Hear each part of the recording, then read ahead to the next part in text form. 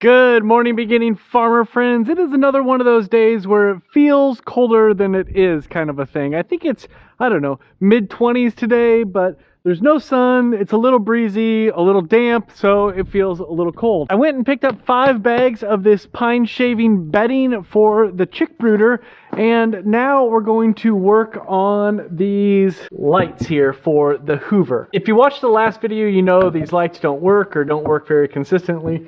So I went and got a couple more of these. Apparently they're not expensive. They're like less than $2. I got a couple more of these. We're gonna swap these out and then take the Hoover over, put all the bedding down, get things as much ready as possible. And then we're gonna find some warm water and clean out all the feeders and waterers. We've got a little bit of a task ahead of us.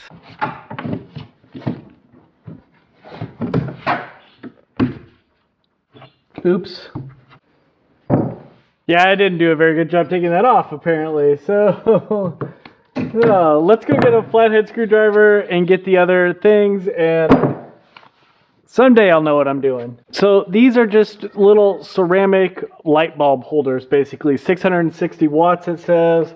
I don't really know anything about them. They don't have an on-off switch. They've got 2 of these dealies in the back, so I can have it go from one side to the other side. That's what we're going to do right now.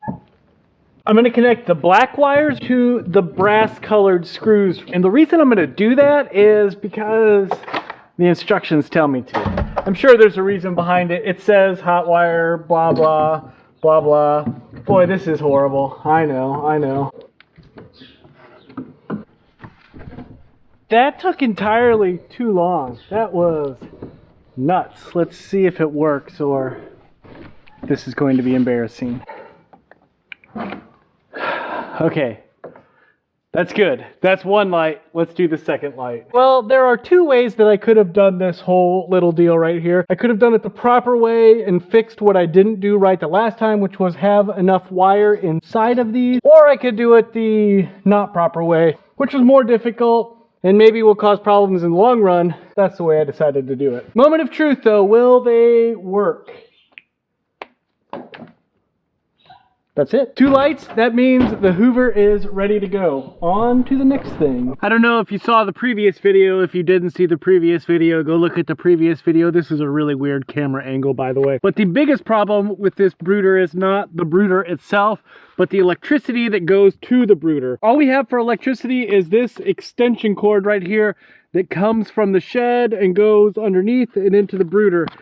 That causes a lot of problems, obviously, one of which is water. So I got this little box right here that is supposed to keep water from getting into this electrical cord, this junction here of electrical cords. So let's pop this in and we'll hope that it works.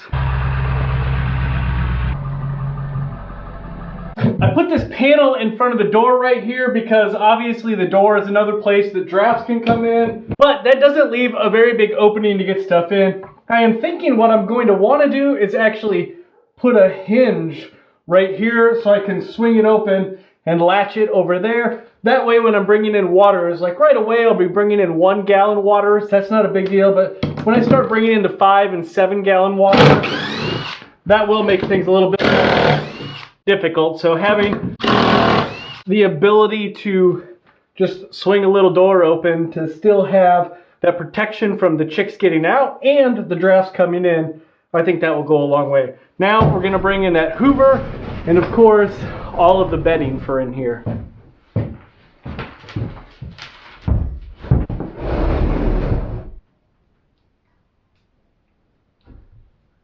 When you decide to do something that's a little crazy, like get meat chickens at the beginning of February so that you can have them at the very beginning of market season, which is not typical, I guess I would say, especially with a slow growing bird. That's probably the key factor here. In my part of the state, you know it's going to come with challenges. And above all the challenges that I've already talked about in the last video and in this video, I've been looking at the weather forecast, and when the chicks come, they'll be here for about a day or 2, and then we're supposed to get 3 days in a row where the temperatures at night are going to be below 0, like 6 degrees and 5 degrees and 7 degrees below zero. So I'm doing as much as I can. What I have done is this. I ended up putting 3 different heat lamps in my secondary Hoover area, I guess let's call it. And I decided to put this front on that Hoover area, so I'm gonna have styrofoam on top, and then I'll have a plywood side. That way there's insulation on top and something on the side to kind of block the heat and try to keep it in there. There's 3 250 watt bulbs in there, 2 250 watt bulbs in my other built Hoover area,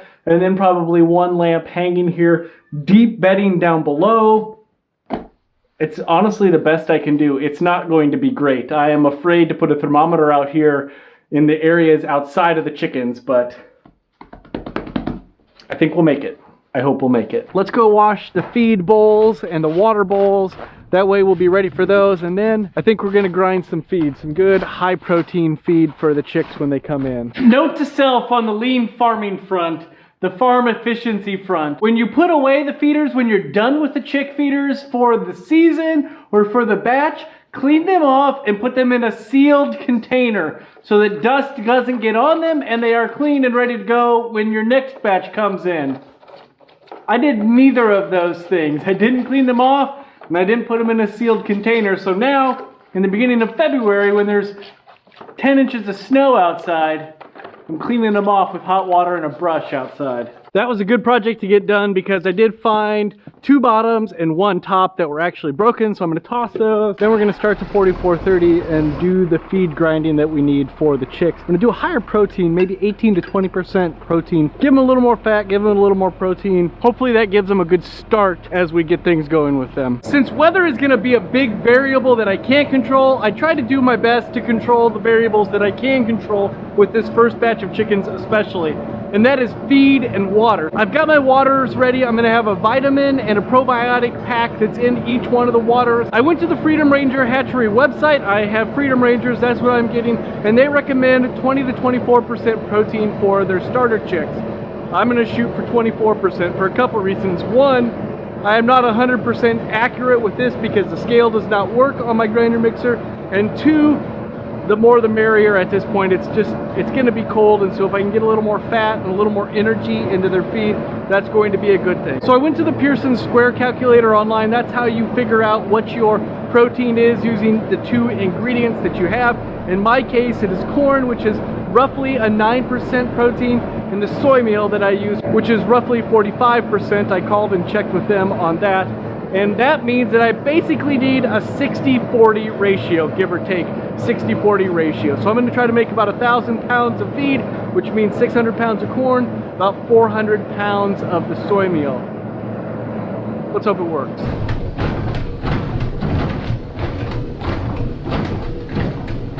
I decided to put my feed barrel inside the brooder this year. I can easily access it, making sure that they always have feed, that it is easy to get to, and I can keep those feeders filled up. If the kids come outside to play with the dogs or something like that, they can check on the chicks, make sure they have feed. Of course, they can make sure they have water as well. All that is really left to do now is to start spreading around these shavings. I'm gonna do that, and then, of course, I need to bring feed and waterers out here. The feeders need to dry, and then I'll be ready, and the waterers, I'm not going to bring them out until we have chicks. Styrofoam, feed, and then waterers, and we are ready for chicks. They will be coming soon. They ship tomorrow, I believe, or Wednesday, Tuesday or Wednesday they ship. I'll be honest, I am a little nervous. They are going to be here before I know it. It will be nice when they get here. I think it's going to be highs in the 30s and 40s when they get here, but 2 days later it's going to be negative, so... Are you nervous for me? I'm a little bit nervous. Oh yeah, I don't know how I forgot to tell you this, but I also ordered 100 egg layer chicks that will be coming the same day, a day before, a day after. Am I crazy? Do any of you think that I'm crazy? I don't know. Thanks so much for watching. We're gonna call it quits here. I gotta do a lot of running around tonight. I hope you're having a great day wherever you are. Don't forget to like, subscribe. I'm crazy.